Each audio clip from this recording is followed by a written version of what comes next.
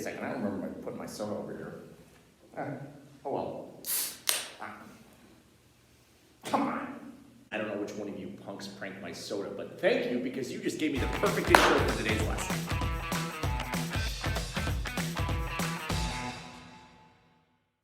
All right, so you're probably wondering how a shaken up soda can has anything to do with the world in the 1800s. It's actually the perfect description. It fits exactly what the world was like at about 1900. In 1900, the world, and more specifically Europe, was just like a soda can that's been shaken up. There's so much pressure, it's about ready to explode. You've probably had that same experience with a soda can before because a soda can is actually a very volatile substance. Just a little shake up or a drop of the can can cause the soda to blow up in your face and ruin your day. And so in many ways, Europe is the same thing. It's been shaken up because of all this different tension from all the things we've talked about this unit, and it's about ready to blow up. The US Secretary of State at the time had a very similar analogy to describe what Europe was like at this time. He used the analogy of a powder keg. Maybe you've seen these in cartoons like Bugs Bunny. A powder keg is a highly explosive barrel because at any point, one little spark is all it takes to make a big explosion that would cause a ton of damage. So today, in order to review Unit 8 and wrap everything up nicely together, we want to talk about how all the things we've discussed throughout this unit make Europe like a powder keg. Why is Europe about ready to explode? And we're actually going to see that there's 4 different things that contribute to that. The first is the same exact concept that we started our unit with, industrialism. Remember, industrialism was the first major change the world underwent during this unit. People now had the capability to mass produce goods and make a huge profit worldwide, and it changed the way the economy worked. Life had changed for most people, as most people were now part of the working class, and they spent time working in factories, a very different job than in the past. Most people would say that the Industrial Revolution made the world better. It gave people more economic opportunities. It also created new technologies that made life easier. But it also promoted a level of competition worldwide, not just in the economy, but in life that we hadn't really seen before. The Industrial Revolution definitely promoted capitalism, where it's all about me and the money that I make. I'm going to do whatever I can to make more money. If that means taking you down, I'm going to do it. So in a lot of ways, there's some dangers that come out of the Industrial Revolution, and it adds to this tightness that's in Europe and in the world right now because of all this competition. Europe is also very tense because of the new nationalist ideas that have been spreading like wildfire.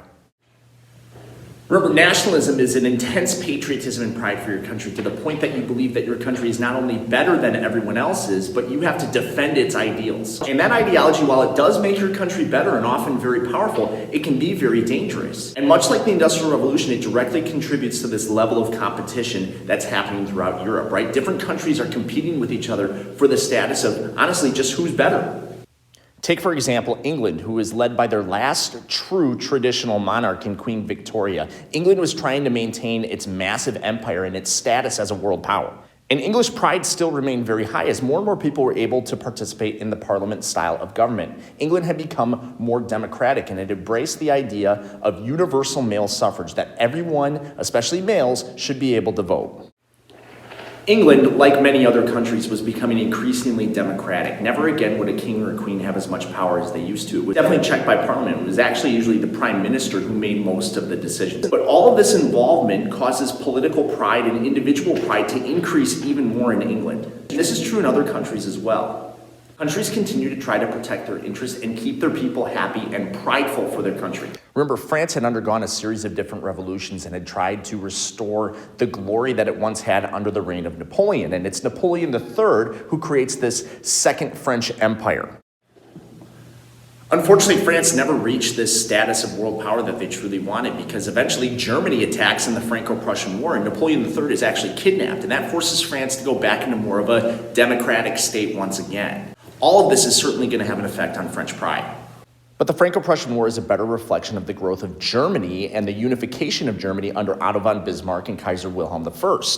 And remember, Kaiser Wilhelm II will take over, fire Otto von Bismarck, and show that Germany is even more aggressive and violent, contributing further to this powder keg or shaken soda that is Europe.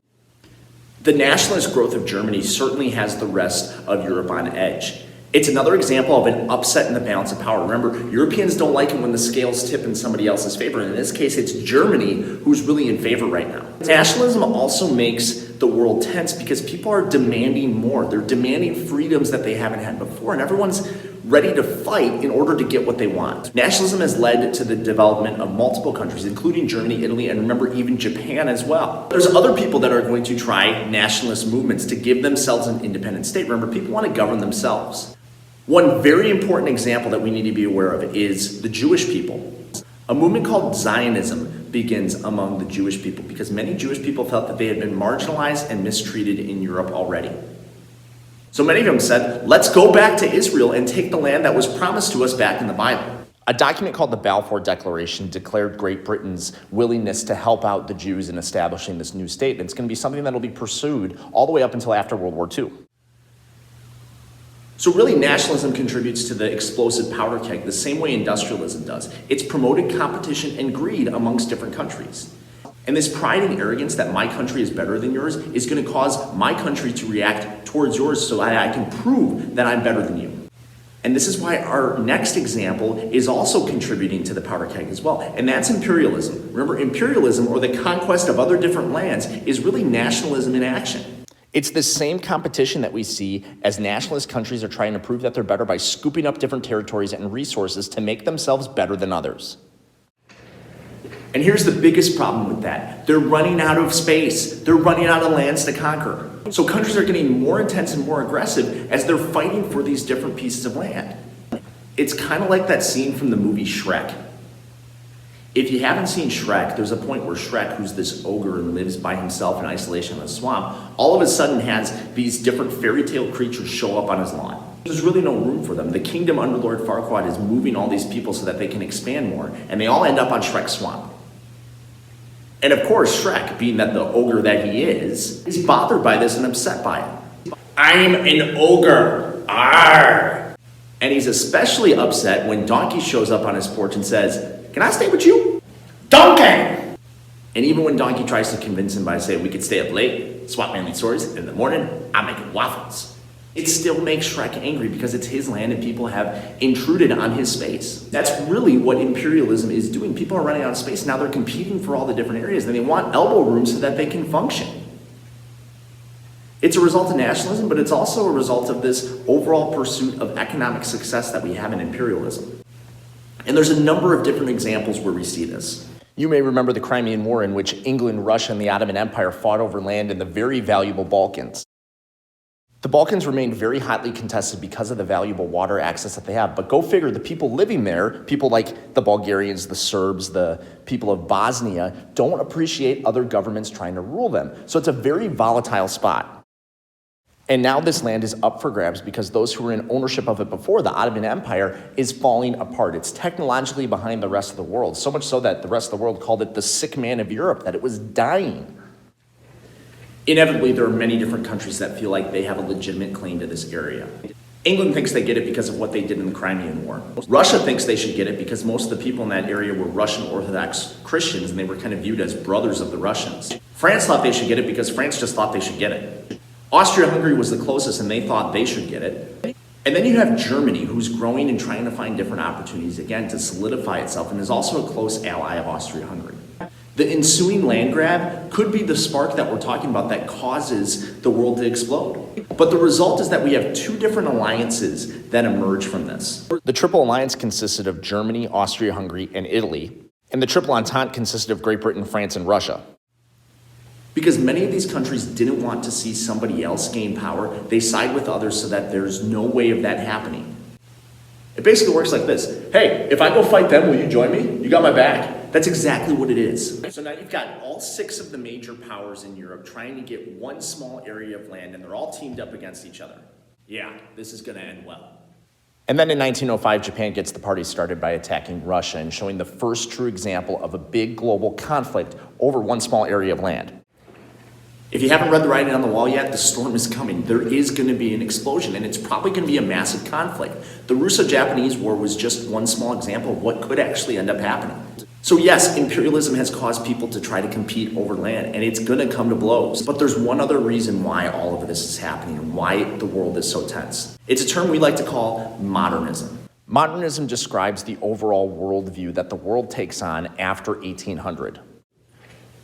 This really isn't anything new. We've been talking about how the world has become increasingly secular ever since the Renaissance. And the developments of technology and industrialism and all of that has caused people to rely even more on themselves rather than on something else. Simply put, people are way more selfish than they were before.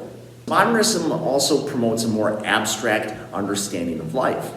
Ideals like evolution are more popular. People are moving away from the church. Social Darwinism has become the most popular way to describe the world, and it justifies all of the horrible things that are going on right now. So overall, that shift towards the modern era has caused people to become more nationalist, more imperialist. It's caused people to become more selfish and narcissistic. And it's starting to show why people aren't necessarily getting along. And that's why, yes, unfortunately, inevitably, there is going to be an explosion of this powder keg or of this shaken up can of soda. And I think a lot of you are assuming you know what's coming next, and you probably do, and we'll talk about that next in our next unit. But in the meantime, continue to think about what other factors might have caused this situation to become so shaken, to become so explosive. But notice that it hasn't exploded yet. In order to get an explosion from a powder keg, there needs to be a flame, there needs to be a spark. We haven't seen that spark yet that's been capable of making it explode. What could that spark be? There will be a spark, but that's a story for another day. Thanks for watching. We'll see you next time.